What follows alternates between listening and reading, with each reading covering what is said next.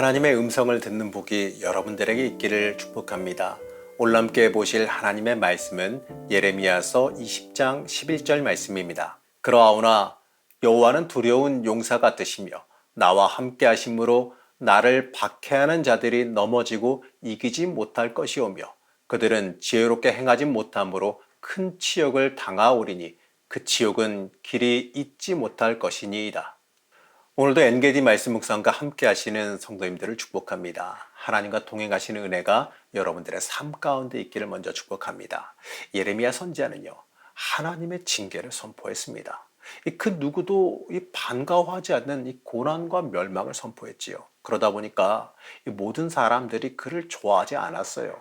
그 주변에 친한 사람들마저도요, 심지어 그가 죽기를 좀 잘못되기를 원했습니다. 그러다 보니까요, 예레미야 선지자는 하나님과 동행하며 하나님의 말씀을 선포하긴 했지만 굉장히 외롭고 힘든 삶을 살아가고 있었습니다. 오늘 말씀에서도요, 이 예레미야 선지자는 그 외로움과 이 주변의 위협에 따른 힘듦을 고백하고 있지요. 1절의 말씀에 보게 되면 이 성전 총감독 제사장이 등장하지요. 그가 예레미야의 예언을 들었습니다. 사실 하나님의 제사장이라면요, 하나님과 친밀한 관계에 있어야 될 것이고 하나님 앞으로 영적인 귀가 열려 있어야 됩니다. 그러나 그는 그러지 못했습니다. 당시 제사장들은요, 세상 쾌락과 그에 따른 이 재물에 눈이 어두워져 있었지요. 그러다 보니까요, 당시에 임한 하나님의 분노와 징계를 인식하지 못하고 있었습니다. 그러다 보니 예레미야 선지자가 외치는 하나님의 말씀을 싫어했지요. 2절 말씀입니다. 이에 바스월이 선지자 예레미야를 때리고 여호와의 성전에 있는 베냐민 문 위층에 목에 씌우는 나무 고랑으로 채워두었더니, 하나님의 음성을 들었으면 회개해야 되는데 그러지 않았습니다. 자신의 권력으로요, 이 예레미야를 잡아들여서 때리고 죄인인 것처럼 성전에 묶어뒀어요. 예레미야의 예언을 자신들의 기득권에 위협이 된다라고 생각했기 때문에 그렇습니다. 하나님의 뜻에 관심을 가지는 게 아니라 이 자신의 권력에만 관심을 갖고 있었지요. 자신의 직무가 무엇인지도 잃어버리고 그저 이 돈과 권력에만 관심을 보이고 있으니까 참으로 안타까운 모습 아니겠습니까? 이 모습을 보면서요, 우리도 나도 혹시 내 본분과 본질을 잃어버리지는 않았는지 한번 돌이켜보며 살펴봐야 할 것입니다. 하나님의 사람이란 말하면서 이 하나님을 위해 살아가야 한다라고 말하면서요, 실상은 내 욕망에만 관심을 보이고 있지는 않았는지 돌아봐야 됩니다. 하나님의 뜻보다 내가 원하는 것을 어떻게 하면 하나님께 얻어낼지 여기에만 집중하고 있지는 않았습니까?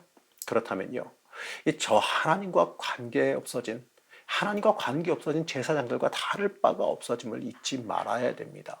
이제 하나님은요, 예레미야를 통하여서 그들이 바벨론에 의해서 포로로 끌려가고 나라가 패망하게 될 것을 예언하게 하십니다. 안타까운 것은요, 유다 백성이 만일 깨어 있었다면, 이들이 영적으로 들을 귀가 열려 있었다면 이때 엎드려 회개했어야 되는 겁니다. 미스바에 엎드려 회개했던 것처럼 온 백성이 하나님 앞에 나와서 엎드려 회개했어야 됩니다. 만약에 그렇다면요, 이스라엘은 절대로 바벨론에 패망하지 않을 수도 있었을 겁니다. 하지만요, 그들은 하나님의 음성을 철저히 외면했습니다. 예레미야는 이러한 이 백성들의 모습을 보면서 너무나도 안타까워했지요. 그리고 자신의 당하는 일들을 보면서 자신도 너무 힘들어했습니다. 9절 말씀을 보겠습니다. 내가 다시는 여호와를 선포하지 아니하며 그의 이름으로 말하지 아니하리라 하면 나의 마음이 불붙는 것 같아서 골수에 사무치니 답답하여 견딜 수 없나이다. 하나님의 말씀을 선포하지 않자니 이 마음이 불이 붙는 것 같아가지고 답답해서 그렇게는 못하겠다는 거지요.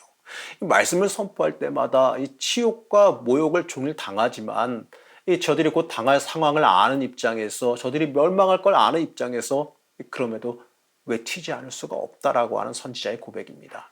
이 고백에 굉장히 힘들어하는 선지자의 모습도 함께 읽을 수가 있습니다. 이처럼요, 이 주의 일은 감당하는 게 쉬운 게 아니에요. 단단히 각오해야 된다는 것도 보게 되지요. 그럼에도 주님을 위한 일이라면 기꺼이 감당하는 것이 올바른 하나님의 사람이라는 것도 함께 보게 됩니다. 예레미야는 이러한 고통 속에서도 이 하나님께서 자신과 함께 하신다라는 확신을 고백했습니다. 11절 말씀입니다. 그러하오나 여호와는 두려운 용사 같으시며 나와 함께 하심으로 나를 박해하는 자들이 넘어지고 이기지 못할 것이오며 그들은 지혜롭게 행하지 못함으로 큰 치욕을 당하오리니 그 치욕은 길이 잊지 못할 것이니이다. 여호와께서 이 하나님께서 이 용사처럼 나와 함께 하시며 지키시는 분으로 확신하며 믿었다라는 겁니다. 모든 상황으로 볼 때 그럼에도 예레미야는 깊은 고통 가운데 절규하고 있지요.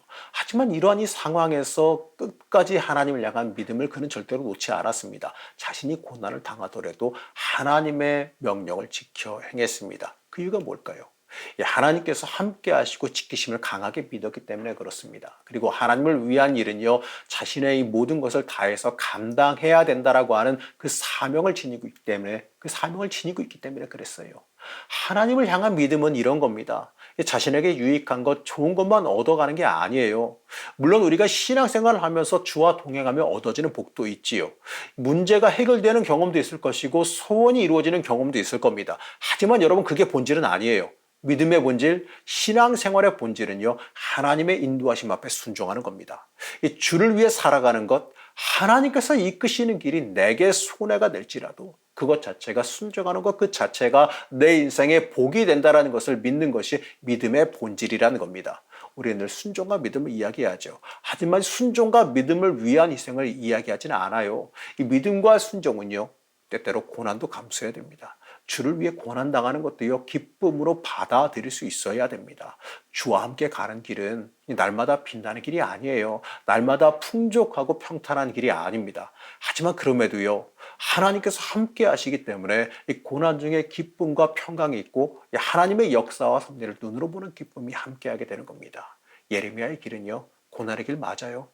끝까지 그의 인생은 고통 가운데 끝나기 때문에 그렇습니다.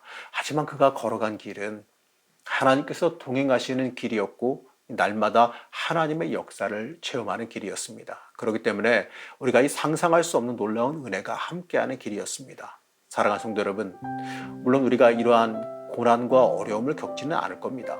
이 선지자와 같은 사명은요, 아무에게나 주어지는 사명은 아니기 때문에 그래요.